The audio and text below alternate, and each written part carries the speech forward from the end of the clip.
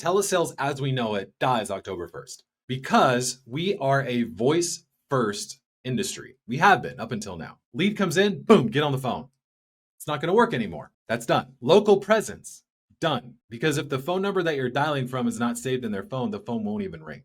Local presence or not. You can call 3 times in a row, phone still won't ring. Triple dialing is no longer going to work. So there's a lot of things that we have gotten accustomed to that have been things that we've taught that are not going to work anymore. We must become a texting first industry now.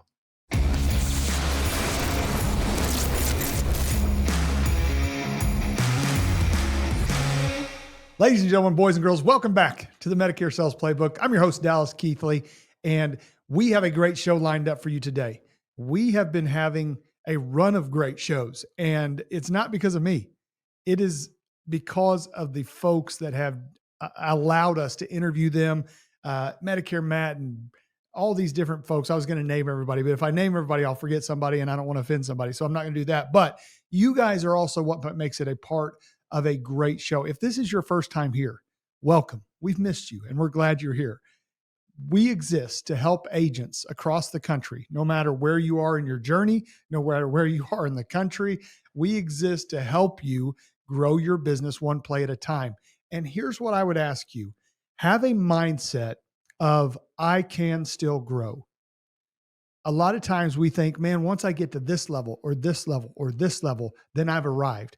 I hope I never arrive, right? I hope I'm never standing at the top of the mountain and go, well, I've done it all. What is there left to do, right? And be well aware that I'm nowhere near that, right? So I hope that you have the mindset of, I want to grow.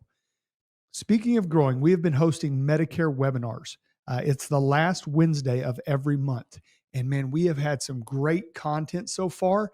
Again, because of the people that we're inviting on. We've invited people to come in, people that we've had on the podcast, like our Casey Askins. We've had her come on and explain step by step how she does Medicare seminars. We're diving into how to do Google reviews, how to get people on your TikTok channel, all of that stuff. So if you would like to be included in that webinar invite, shoot me an email, dallas.keithley@medicaresalesplaybook.com. That is enough of that. Let's get to the meat, man. We don't want no appetizers. We know what we want to eat. We're ready. The waitress is standing there. We know what we want. We want to get to the meat of the matter. And speaking of that, one of the best meals I have ever had was sitting in Nashville, Tennessee, overlooking the beautiful Nashville skyline with some great company in that company. And it made it better because he paid for the meal too. But that company was Mr. Alex Branning. Guys, please help me welcome from Agent CRM, Mr. Alex Branning. Alex, how you doing, sir? Hi, I'm doing good, man. Thank you so much for having me. And I remember that night. That was so much fun. We had a great time. Yeah, like that one, I didn't want to brush my teeth after that one because I thought I might find a little bit more later, like the next day. That's disgusting. Please forgive me and keep listening. But man, if you guys don't know Alex is the owner, founder of Agent CRM. Alex, real quick, give us a bit of your background. How you say, well, Dallas, how did you get into insurance and all that? Just give us your background and how we got here, man. Yeah, I am a nerd who loved to code. I started my business when I was 17 years old. Grew a pretty successful web development house. And then about 13 years ago, I started transitioning into a marketing agency, worked with people all over the nation, got some really cool clients. And a lot of those people were insurance agents. Created a lot of content and case studies around what I was doing to help all of my marketing clients. And then when the pandemic hit, Dallas, my business quadrupled overnight, February to March in 2020. It was crazy. And a lot of those people that were calling me up were insurance agents because the pandemic lifted a lot of the restrictions that they were under prior to the pandemic, and they needed to know how to do digital marketing. They reached out to me, and our business just exploded. In that, when I was building out those marketing campaigns, we were duct taping like 7 different pieces of software at once. It was kind of crazy and hectic. So we built Agent CRM. We built it for us internally as we were helping these insurance agents launch these marketing campaigns. And then after using it ourselves for about 3 months, we decided to open it up for our users, the people who had found us and were chatting with us. And it exploded. We had hundreds of users within the first couple of months and, quickly skyrocketed to one of the biggest go high level white labels that are out there. And we have stayed at the top We continue to serve insurance. We eat, breathe, sleep, and dream about insurance marketing. It's all we do at Agent CRM. Yeah. And guys, the reason I wanted to bring Alex in, a couple reasons. Number one, Alex and I both shave our head and we wear glasses. That is where the similarities stop, right? Like Alex is everything that I am not when it comes to the tech world, AI, CRMs, all of that stuff. Now, I like having people like that around me because Mhm. as Jeff Bezos once said, why would I hire somebody or be friends with somebody that's just like me? I have me, right? I want somebody that does stuff that I don't want to do. And that's where Alex Branning comes in, one of the smartest guys you'll ever be in a room with, and just does a great job. So I wanted to have Alex on. I said, Alex, I would love for you to come on because one, Alex explains stuff very, very well at a level that I can understand. And I believe, Alex, I have been trying to deep dive into Mhm. AI over the last month. And I heard somebody say, when it comes to AI, we are children sitting at the feet of a God asking for crayons. Like we have no idea what it's capable of. And we are limited by not what we know, we're limited by what we can ask. Yeah. And so I wanted to bring Alex in. And guys, you may say, I think what I did was AI is too confusing. I'm not going to use it at all. Mm. I Yeah. would ask you on this show, listen and just take a little bit, start a little bit. Mhm. Eventually, you'll be amazed where you get. But I thought, man, Alex is a great guy to tell us if I'm a brand new agent, how do I even begin to start with AI? Yeah, great question. So first, one of the things you said is, AI is basically limitless potential. One of the things about insurance in particular is you have to take this technology and skinny it down so that it is compliant and safe for us agents to use. And so when you're looking at AI, one of the first things to look at is what do I want to accomplish? That's the question to ask. What do I want this AI to do for me? Right. And we'll talk about a few different possibilities here on the show, but let's start with the example of I want AI to answer incoming text messages, right? So it's a pretty simple use case, a lot of great tools. Then you got to ask, I got to find the tool that is compliant for insurance. Is this tool that I'm using, do they know the insurance guidelines that I have to follow? Because what you don't want is to plug in an AI tool that does not have guidelines around it. Like you said, insurance can do pretty much anything you ask it. Unfortunately, that means that if you're using an AI tool and you don't give it guidelines, and then your prospects are texting questions like, what's the price of the policy? Does it include cancer treatments? Things like that. It will answer the question, Dallas. Now, you want to make sure that it answers it appropriately. And in most cases, talking about price and what's included, you want them to know I, as the AI agent serving Dallas, cannot answer that question. You need to hop on a call with Dallas. If you do not do that, there are a few people who have built AI tools that are no longer around. Why? Because they got sued out of existence because they did not put simple guardrails around the AI tools. Wow. Yeah, So I heard two things. One, figure out what you want, right? If you that's jump into an huge. AI pool just thinking you're going to grab and all that stuff, you're just going to drown, right? Yep. But if you jump in saying, I want to go here, then Mhm. you can do it. Now, when it comes to knowing what we want, my question is, how do we determine what we want? Is it by looking at what others are doing? Is that the best way to say, okay, I want to do that? And I know it's possible because they're doing it, right? Mhm. Yeah. There's a couple different ways to look at it. For me in my business, I look at how can I use AI to enhance what my team is doing? And so Mm. if you're an independent agent, it's like, how can I use AI to enhance what I'm doing? And so what are the pain points? What are taking up our time? It's important to know where the weaknesses are in our business so that then we know what we want AI to strengthen. Right. So for us internally, one of the first things that we started to do with AI is we built out a very sophisticated voice AI system. So when you call Agent CRM, you're actually talking to Irene, who is an AI agent that uses the voice of one of our human employees. Her name is Lily. And Irene knows front and back how to use Agent CRM, our policies, how to sign up. Like she can answer a lot of questions.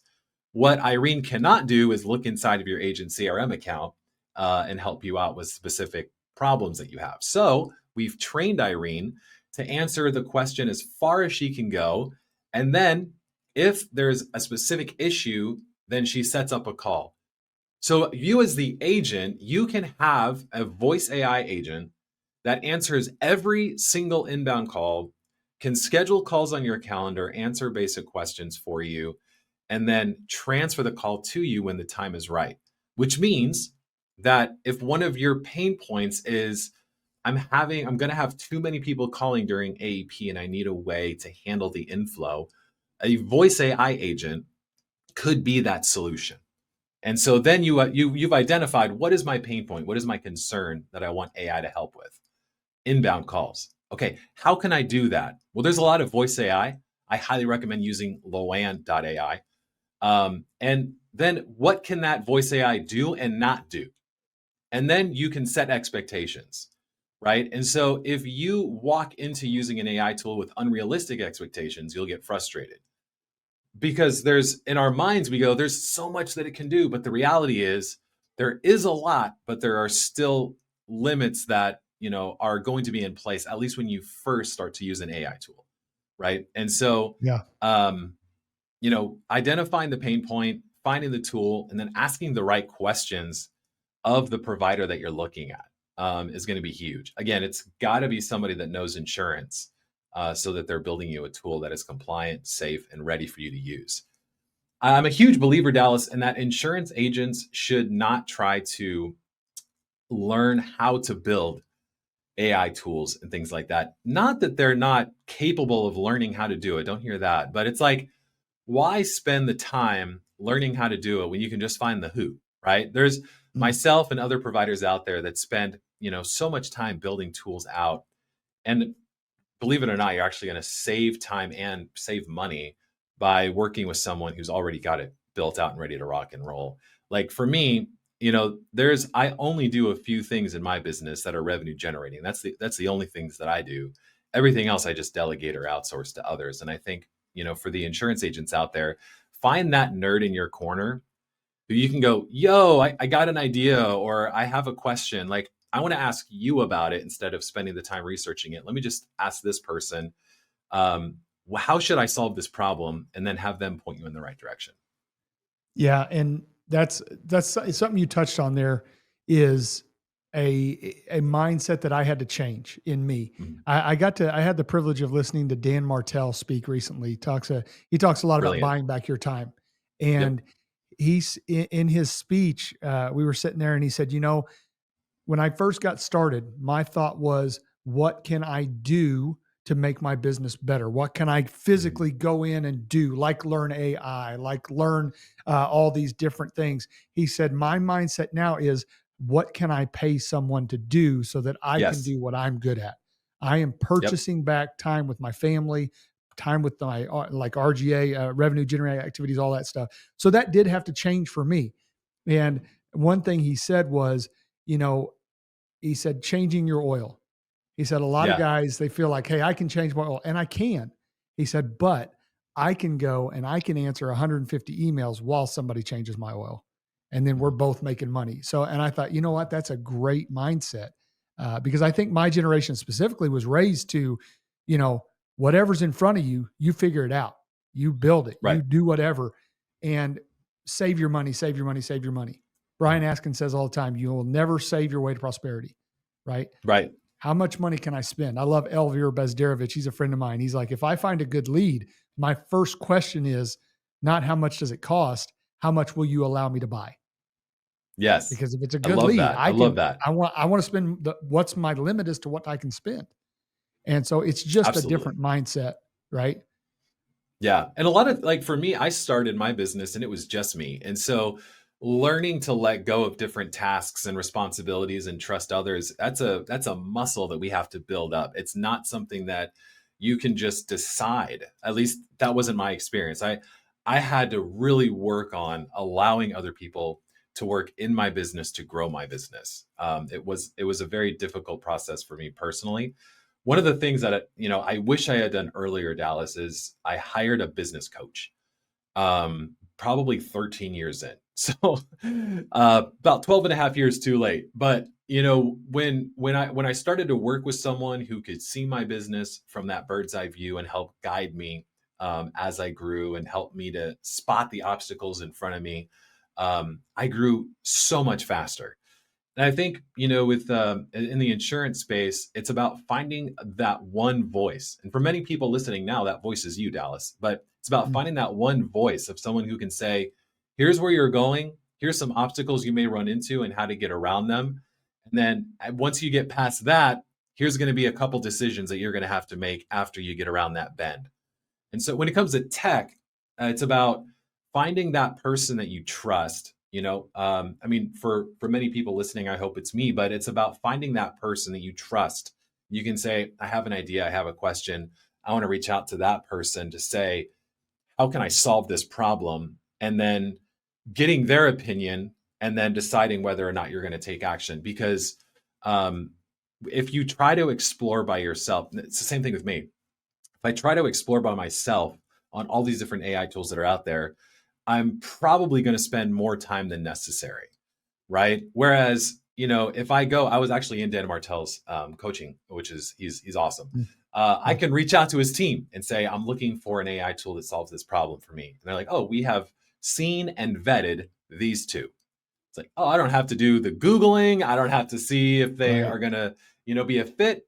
They've already done the vetting and I get to, benefit from that. So, with the insurance space, there's a lot of great providers out there that are building cool tools. So there, you don't have to do the research. Just, find a list of people that are vetted and ready to go. Yeah, that's why mentorship, we've talked about it 15 times on this thing. Mentorship is vitally important. And I do believe that is one of the things that sets you apart from a lot of people in our industry and your industry. I see you all the time talking about your business coach, your Instagram Mhm. coach. You Yeah, believe in go find somebody that's doing it better than me and let me start on step 15 rather than step one. So I love that. 100%. Yeah. Yeah. Yeah.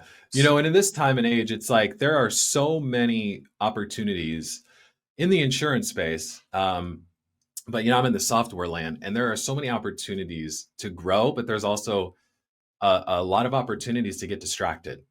Yeah. And, when you get distracted with shiny object syndrome and, people are talking about all these different tools and opportunities, man, you can lose focus. I would rather run. I know that every single day I'm going to be able to cover a mile of ground.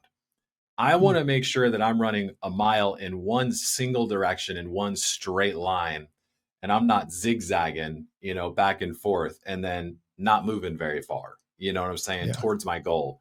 And so, with these AI tools, man, you can zigzag like crazy, trying to research it, try it out, start trials, watch YouTube videos. But you're just doing this, boop, boop, boop, boop, going back and forth, trying to figure out which tool should I take action on. You're not actually progressing.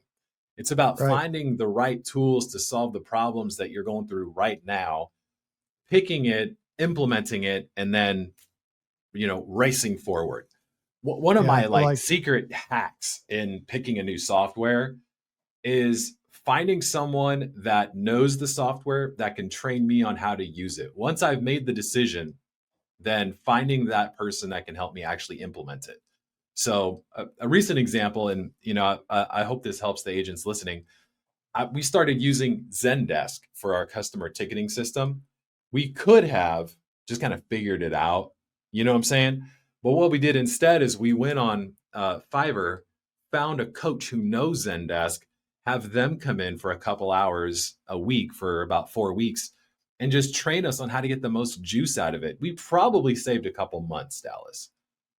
yeah, and the fact that Alex Branning uses Fiverr makes me Yeah. feel so good inside, right? Like that is amazing. I love that. It's about humility, isn't it? Really about not just using Fiverr, but it's about humility saying, "Look, I don't know this. I want to know this, and I Yeah. know I can find somebody that does." That's amazing. I love your example of the zigzagging. I'm running circles. I'm trying to get to zigzagging. You know what I mean? Yeah. But that's incredible. Yeah. Okay. So we could talk AI all day. I want to get to some stuff that new agents, any agents, Medicare agents can apply. As we're sitting here recording, it is August the 28th. And so we right now the buzz around the office is those three little letters that make your pulse quicken and the sweat glands start to work, man. AEP is coming. Yes. And as we look at the upcoming AEP, there are a lot of changes coming. There's a Yes. lot of, plans are changing, decommissioning. There's a lot of stuff going on. But you and I were talking about some things that agents may not even be aware of.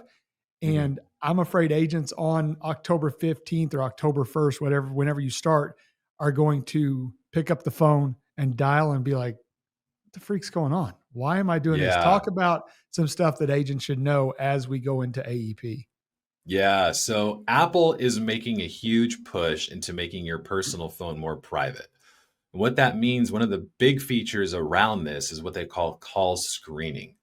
Call screening is going to be a new feature that comes out with iOS 26, the new operating system that comes out a little less than a month from today, Dallas. And Just so in time every for single AEP, right?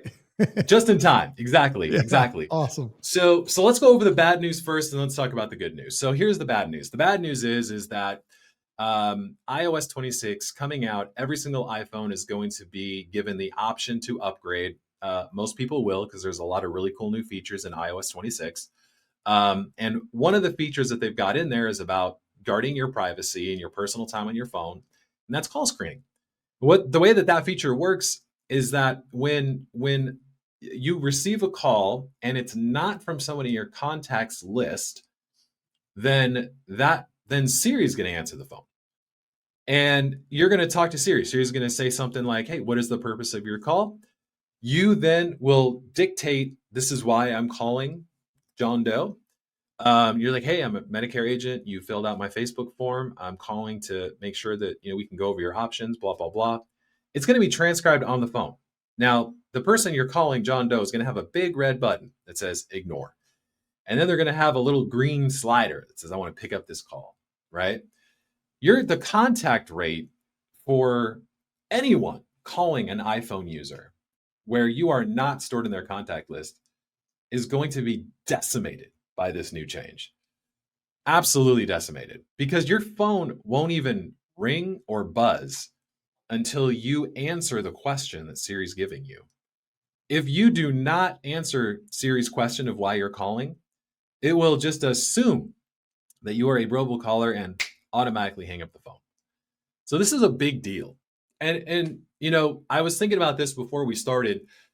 You're saved in my phone, Dallas. You're one of my besties, but we've been talking a lot. We went out to dinner in Nashville. Like, I have your number. We've texted back and forth. But if I did not save your contact info, if you were just a number that I had been communicating to, based on what we're reading about the call screening feature, if you were to call me after this update was on my phone, it would not ring or buzz. You would be asked by Siri, "What's the purpose for your call?" Even though we've hung out, we've texted, that call is still not going to ring on my phone. Isn't that crazy?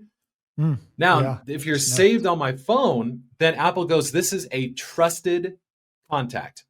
This is a known contact." Now the phone will ring when you call. So that's the bad news. Let's talk about the good news. The good news is there's actually a super simple fix to this. The super simple fix is to send your prospects and clients, everyone on your database that you communicate to, send them your contact card. You can do this over text and email, and you encourage them to store it on their phone, which adds you to their list. So the way that you do that, we have a couple of resources, if you don't mind if I drop it. Oh yeah, go for it. You can get a free guide on what the heck is happening with iOS 26, and there's a link to a contact card creator that we've created. We're giving it away for free. Go to ios26.agent-crm.com. That's ios26.agent-crm.com. When you go to that page, you're going to see a video that explains what the heck's going on. You'll be able to download a guide, and there's a tool there that's going to help you create a contact card. Now, here's more good news, Dallas. So Apple has heard from people that they want to know if the business calling is legit. So we have one feature that is blocking calls that are not saved. we have another feature that is showing you if the business that is calling is a verified Apple business. This is a free tool available to all business owners, and you can actually start using it right now. You can register yourself in the Apple Connect database. And then when you call someone, not only if your number is saved, not only will it ring, but it'll show that you are a verified business as far as Apple knows. And so this is going to be huge when it comes to building trust with the people that you're calling, right? And so prior to this, so there's two ways to look at this.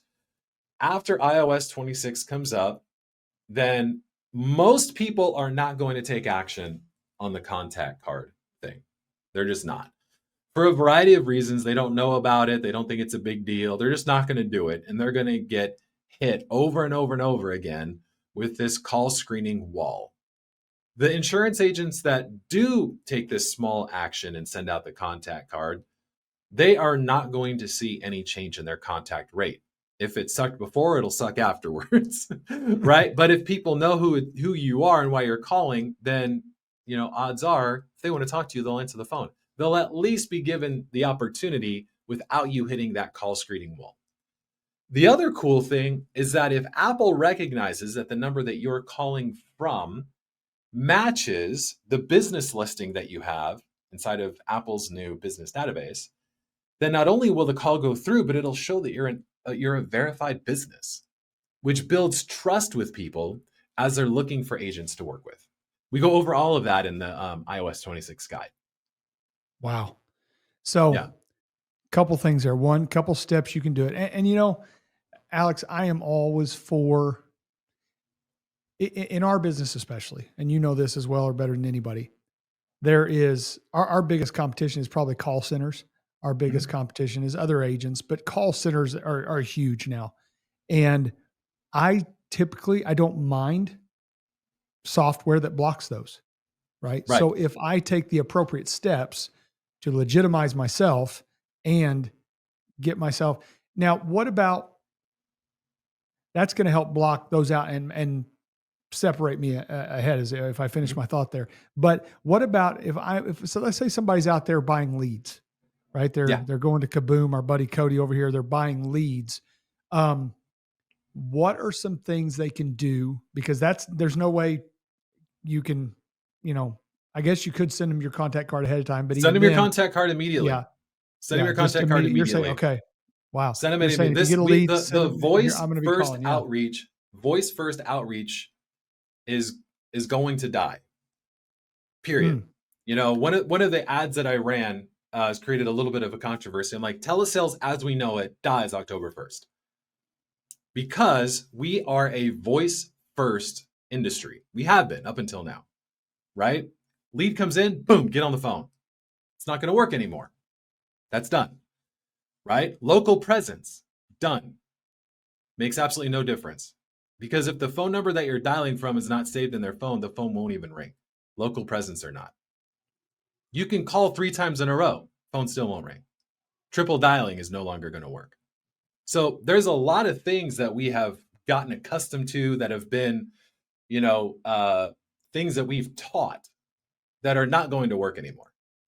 We must become a texting first industry now.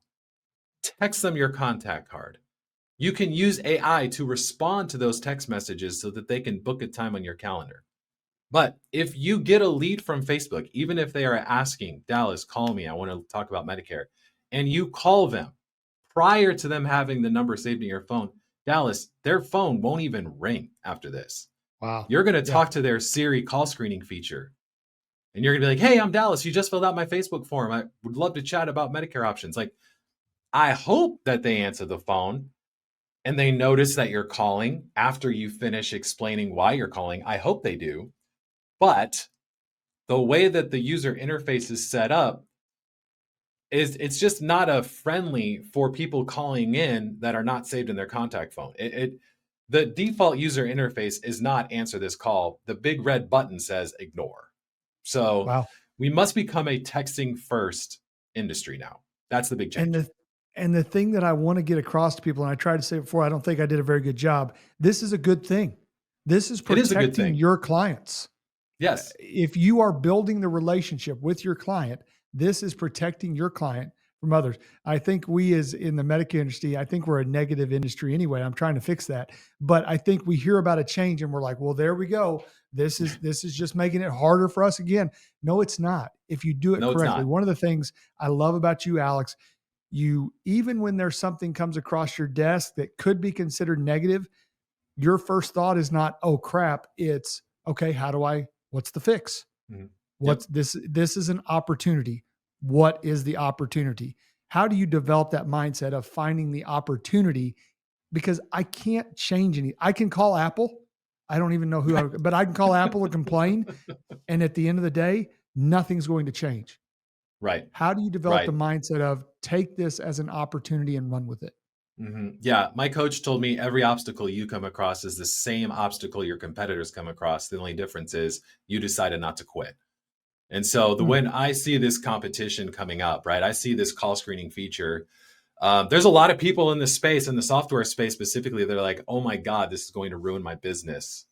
And I'm like, well, actually, I see this as a huge opportunity because inside of Agent CRM, quick little plug, like we have, as soon as this came out, like back in July, we started rebuilding our internal automations and workflows that we provide for all of our agents to say, here's where you put your contact card.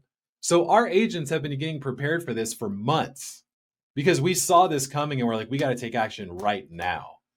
And so for us, we see it as an opportunity. Is it going to result in a lot of pain, even for our users? Yes. Yes, it will. But this is going to result in a lot of pain for everyone.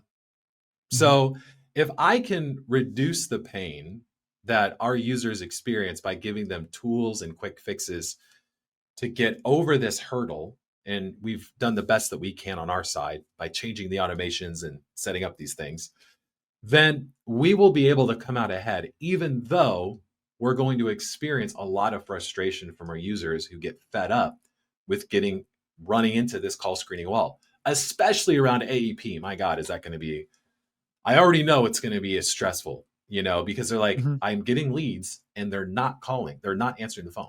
How do I resolve this? They're going to come to us exasperated. And that's not super fun to work with, but we're ready to go. So, but others are not even touching this. I spoke to one person who I'm not going to name. He's also in the software business serving insurance agents. And he's like, honestly, I'm not changing anything because I don't think it's going to be that big of a deal. And I was like, well, I guess we'll find out. I mean, I'm betting that it's going to be a huge deal. And I guess you could I want to mail all your empower my team. clients. Yeah. I guess you could mail all your clients Android phones, or I mean, I don't know what else you do. Well, I mean, Android has had this feature for a while, but it's been buried inside of their settings, right?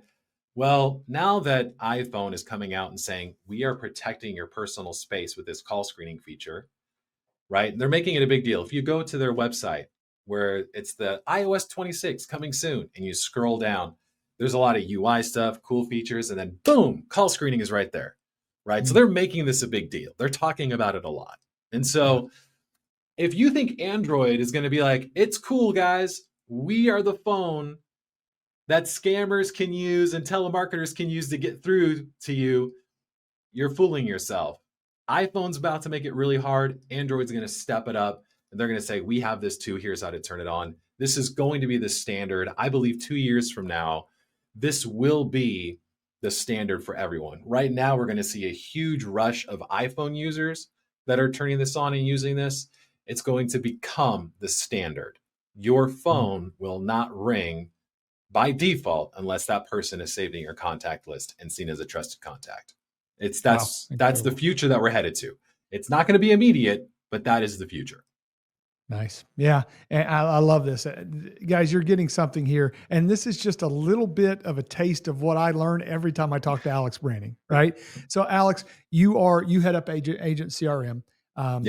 We're not, I don't receive anything from agent CRM or anything like that, but man, every time I look at it, I'm like, man, this is incredible. Thank you, man. If you guys are looking for any type of agent CRM, any type of tools that you want to use, I would invite you to go check them out. Where is the best place to look at what you're doing and find what you're doing and stuff like that? Yeah, just go to agent-crm.com. You can start a 14-day free trial. We've got a complete and total automation system with a free website and AI tools built out for Medicare agents. So it's That's already set awesome. up and ready to go. It'll take you about an afternoon to get your account set up. We got to make sure that we're reading your Google Calendar, things like that, getting your phone number. But we are ready to rock and roll. We have been preparing for AEP since March.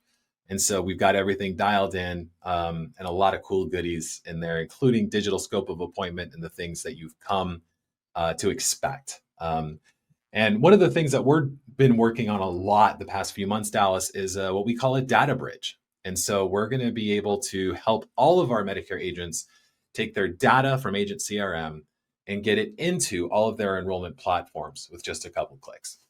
So Yeah, a lot of time incredible saved, stuff. a lot of human error removed.